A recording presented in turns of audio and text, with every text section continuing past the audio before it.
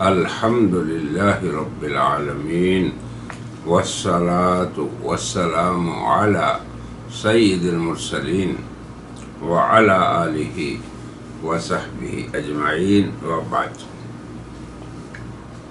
برادران حجاج کرام، آپ کی سہولت کے لیے ہم نے ایام حج کے اعمال، پہلے دن کیا عمل ہے، دوسرے دن کیا ہے، تیسرے دن کیا ہے، چوتھے دن کیا ہے، پانچویں دن کیا ہے، اور اگر آپ چھٹے دن بھی مینا میں رہے تو کیا عمل ہے، یعنی ایام حج کے اعمال، ان کو ایک چارٹ میں ہم نے بیان کر دیا ہے۔ یہ وہ چارٹ ہے جو آپ حضرات کے سامنے انشاءاللہ ہوگا۔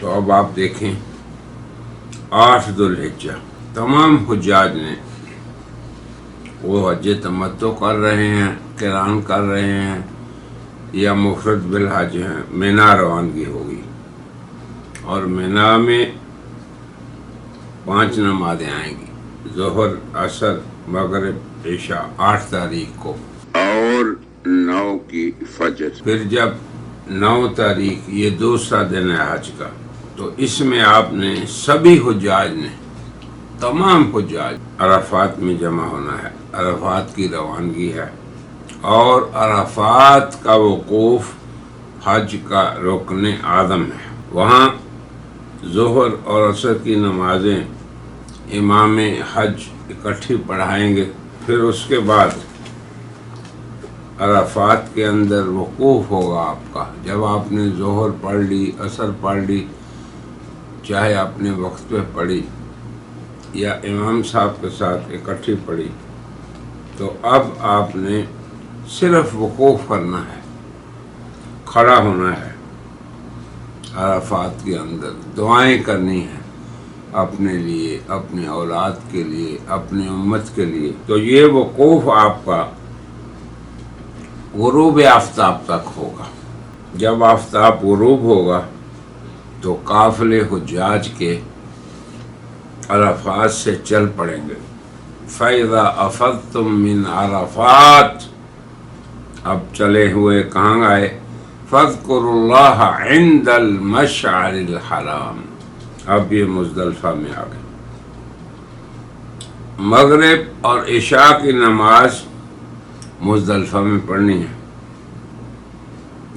پھر آرام کریں آپ۔ پھر تیسرا دن حج کا 10 ذو الحجہ، یہ شروع ہو گیا، یہی یوم الحج الاکبر ہے۔ مزدلفہ سے آپ مینا کے لیے روانہ ہوں گے، اپنے خیموں میں آئیں گے، پھر جمرہ عقبہ کی رمی کے لیے آپ جائیں گے۔ اگر آپ متمتع ہیں یا قارن، عمرہ اور حج آپ نے کیا ہے ایک سفر میں، یا آپ نے احرام ہی دونوں کا اکٹھے باندھا تھا، تو اب آپ پہ قربانی ہے، قربانی کریں۔ اس کے بعد سر کے بال منڈوائیں یا کتروائیں، اور اگر ہمت ہو تو طواف زیارت بھی کر لیں، جسے طواف افاضہ کہتے ہیں، اور پھر مینا ہی میں قیام کریں۔ اب حج کا چوتھا دن ہے 11 ذو الحجہ، تو زوال کے بعد رمی کرنی ہے، پہلے چھوٹے جمرہ کی، پھر درمیانے کی، پھر بڑے جمرہ کی۔ جو 10 کو آپ نے رمی کی وہ جمرہ عقبہ کی، یہ آپ کو معلوم ہونا چاہیے، مگر 11 کو صغرا، وسطیٰ، کبریٰ، تینوں کی رمی۔ اسی طرح اگر آپ نے طواف نہیں کیا تو طواف کر لیں۔ 12 ذو الحجہ کو پھر زوال کے بعد رمی کرنی ہے، پہلے چھوٹے جمرہ کی، پھر درمیانے جمرہ کی، پھر بڑے کی۔ پھر اگر آپ نے طواف زیارت نہیں کیا تو طواف زیارت کر لیں۔ اب 12 تاریخ کو اگر آپ چاہیں تو وہاں سے مینا سے آپ روانہ ہو سکتے ہیں، جہاں بھی آپ کو جانا ہو، اور اگر آپ 12 کو وہیں رہے تو 13 کی پھر آپ کو رمی کرنا ہوگی، تینوں جمرات کی۔ بس آپ کا حج مکمل ہو گیا۔ اور یہ جو جدول والا یہ چارٹ والا طریقہ ہے اس کو آپ اپنے ذہن میں رکھیں. اللہ تعالیٰ سے دعا ہے کہ اللہ آپ کے حج کو آسان بھی بنائے اور حج مبرور بھی بنائے، اپنے ہاں حج مقبول بنائے. اور حج فریضۃ العمر ہے، پوری عمر میں ایک بار فرض ہے. تو اس طرح سے اگر ہم مناسک حج جناب رسول اللہ کی سنت کے مطابق کریں گے تو انشاءاللہ یہی حج ہمیں آئندہ آخری زندگی تک کام آئے گا، ہمارے بچوں کے اور ہمارے احباب کے.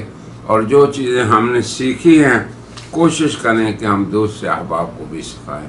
وآخر دعوانا ان الحمد للہ رب العالمین.